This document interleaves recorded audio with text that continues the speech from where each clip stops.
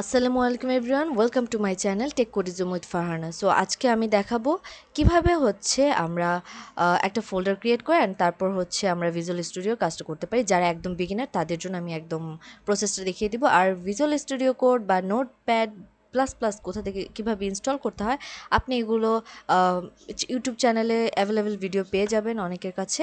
So আমি আর ওটা দেখাবো না, আমি ডিরেক্ট হচ্ছে এখন একটা ফোল্ডার ক্রিয়েট করে নিচ্ছি। ওকে, এখানে আমি সাপোজ আমরা এখানে যা যা কাজ করব আমরা এই ওয়েব ডিজাইন ফোল্ডারে থাকবে, ঠিক আছে। সো এটা আমি করে নিলাম। এখন আমি এখানে গিয়ে এটা আমার ভিজুয়াল স্টুডিও আমি নতুন করে আবার ওপেন করে দেখাচ্ছি। তো এখন আমি ফাইলে যাব, ফাইলে গিয়ে এখন আমি কি করব, new file new window, open file, open folder সব আছে। নিউ ফাইল নিউ উইন্ডো মানে আমি নতুন ক্রিয়েট করছি, আর অলরেডি আমার একটা ফোল্ডার ক্রিয়েট করা হয়ে গেছে। সো আমি ওই ফোল্ডারটা ওপেন করব আর ওইটার মধ্যে সব ফাইল রাখবো। সো আমি এখানে ওপেন ফোল্ডার এখানে ক্লিক করব অ্যান্ড দেন দেখুন আমি কোথায় রেখেছিলাম, নিউ ভলিউম জিতে। আপনি যে কোনো এখানে ডিস্ক আছে অনেকগুলো, যে কোনোটার মধ্যে রাখতে পারেন, যে কোনো পার্টে। আমি এখানে ওয়েব ডিজাইন এটাকে সিলেক্ট করে নিলাম অ্যান্ড তারপর হচ্ছে আমার কাজ হচ্ছে এখন এখানে এখানে আমাকে ওয়েলকাম জানানো হয়েছে, ওকে আমি এটা কেটে দিলাম। এখন আমি এখানে দেখুন এটা হচ্ছে আমাদের নিউ ফাইল আর এইটা দিয়ে বোঝায় আমাদের নিউ ফোল্ডার। সো আমি এখানে একটা নিউ ফাইল ক্রিয়েট করে নিচ্ছি।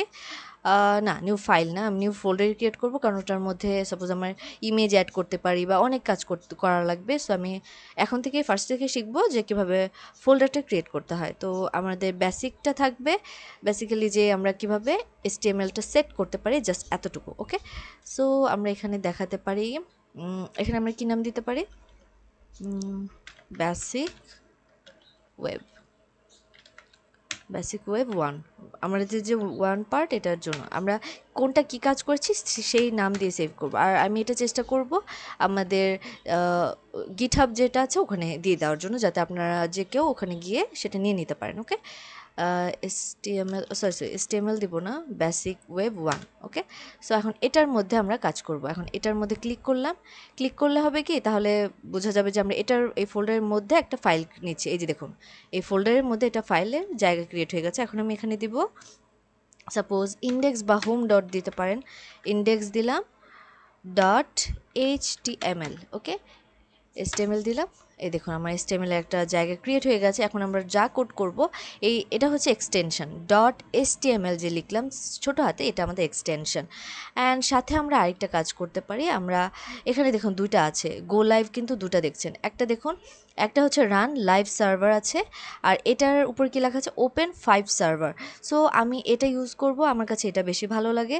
তো এটা কিভাবে কাজ করানো লাগে, কিভাবে কি করা লাগে, তো এটা আপনি ইউটিউব চ্যানেলে অ্যাভেলেবেল ভিডিও পেয়ে যাবেন। তো ওখানে গিয়ে সার্চ করবেন যে কীভাবে এটা সেট করতে হয়, তো ওখানে পেয়ে যাবেন। ওকে, আমি আর এটা দেখাচ্ছি না। তো আমি এখানে ক্লিক করলাম, দেখুন এখানে আসছে 5 সার্ভার রানিং। ওকে, আর এখানে দেখুন জায়গাটা ক্রিয়েট হয়ে গেছে, বাট এখানে আমি কিছু করিনি দেখে আমার এখানে কিছু আসছে না। যে এখন আমি দুটো পাশাপাশি করে নিলাম, এখন আমি ইজি ওয়েতে আমার কাজগুলো করতে পারবো। তো আমি এটাকে সরিয়ে দিচ্ছি। এখন এখানে সাপোজ আপনি জাস্ট স্ট্রাকচারটা আগে, তো আপনার একটা সিনটেক্স দিতে হবে। যে কোনো কোডিং ল্যাঙ্গুয়েজে আপনার আগে একটা সিনটেক্স থাকে। সো সেই সিনটেক্স ছাড়া আপনার কখনো কোড রান করবে না। সো আমার সিনটেক্সটা কি, ফার্স্টে এটার সিনটেক্স আপনি দেখুন এখানে কতটা ইজি ওয়েতে করতে পারবেন। শিফট যে আছে, শিফটের উপর প্রেস করে তারপর 1 লেখা যেখানে আছে সেটাতে প্রেস করবেন, তো আপনার এক্সক্লামেশন মার্ক এসে পড়েছে।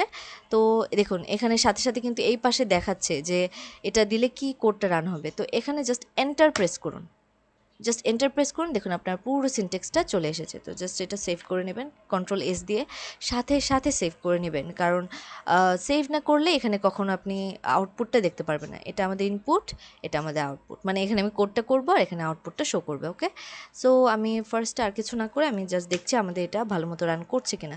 সো আমি H1 জাস্ট প্রেস করে দেখুন খালি এন্টার দিলেন, ফুল চলে আসলো। এখন সাপোজ হচ্ছে আমি আমার নামটাই লিখলাম। সো এখন হচ্ছে জাস্ট সেভ দেন, এখানে ফার্স্টবার একটু আসতে প্রবলেম করবে, এখানে চলে এসেছে। অ্যান্ড তারপর হচ্ছে এখানে স্টাইলে যান অ্যান্ড কালার দেন। কালার আমি সাপোজ রেড কালার দিলে বোঝা যাবে বেশি। সো এখানে দেখুন আপনার কিন্তু কালারটা চেঞ্জ হয়ে গিয়েছে। তো এটা আমি কিন্তু ইনলাইন CSS করেছি। ওকে, সো ইনলাইন সিএসএস কি, সিএসএস এর 3টা পার্ট আছে, তো আমরা যখন সিএসএস পড়বো তখন বুঝবো। এটা জাস্ট আমি চেক দেওয়ার জন্য আমি হচ্ছে এখানে স্টাইলটা ইউজ করেছি, সিএসএসটা ইউজ করেছি, বাট এখন তো আমরা এসটিএমএল শিখছি, তো আমরা এসটিএমএল এর কাজগুলোই মূলত করব, বাট জাস্ট আপনাদের বোঝানোর জন্য আমি এটা দেখাচ্ছি। ওকে, সো যাতে আমাদের এই সিম্পল জিনিসটা মনে রাখতে সমস্যা হবে না যে কিভাবে স্টাইল দিয়ে কালার ইউজ করা যায়। সো আরেকটা জিনিস দেখি, আমরা এখানে ডকুমেন্টে এখানে নামটা চেঞ্জ করি, যে আমরা এটা কি করছি, ওয়েব পেজ, ওয়েব ডিজাইন 1। এখন একটা জিনিস দেখুন, আমি এখনও সেভ দেইনি, এখানে দেখুন সেভ বাটনে ক্লিক হয়নি, এর জন্য এখানে এখানে আমার কার্সারটা দেখুন, এখানে হচ্ছে কিন্তু সার্কেল হয়ে আছে। যখন আমি সেভ দিব এই সার্কেলটা চলে যাবে, এই হোয়াইট কালারের যেটা আছে। আচ্ছা, এখন দেখুন এখানে এখানে কিন্তু ডকুমেন্ট লেখা, কারণ আমার এখানে ডকুমেন্ট লেখা ছিল। এখন সাপোজ আমি দেখুন জাস্ট খালি এখানে আমি সেভ করলাম, দেখুন নাম চেঞ্জ হয়ে গিয়েছে, কারণ আমি এখানে টাইটেলের নামটা চেঞ্জ করে দিয়েছি, যার কারণে এখানে আমার নামটা চেঞ্জ হয়ে গেছে। আপনি চাইলে এই লোগোটাও চেঞ্জ করতে পারবেন। আপনি যে কোম্পানি সাপোজ দেখবেন গুগলের ইউজ করলে আমরা কিন্তু এখানে গুগলের লোগো দেখি, বা যে কোনো ওয়েবসাইট ইউজ করলে সেই ওয়েবসাইটের যে লোগো থাকে ওটাই শো করে। সো সেটা কীভাবে করে আমরা সেটাও দেখব, বাট এখন আপাতত জাস্ট আমরা এই স্ট্রাকচারটা জানছি। আমরা নেক্সট ভিডিও থেকে আরও অনেক অনেক পার্ট দেখবো, যে কীভাবে paragraph tag, bold, order, line, table, এগুলো কি কোনটা কীভাবে কাজ করে আমরা সেগুলো দেখবো, ঠিক আছে? সো এটা আমরা জাস্ট সেট আপ করলাম যে কীভাবে সেট করতে হয়। তো নেক্সট ভিডিওতে চলুন দেখি কী শেখা যায়।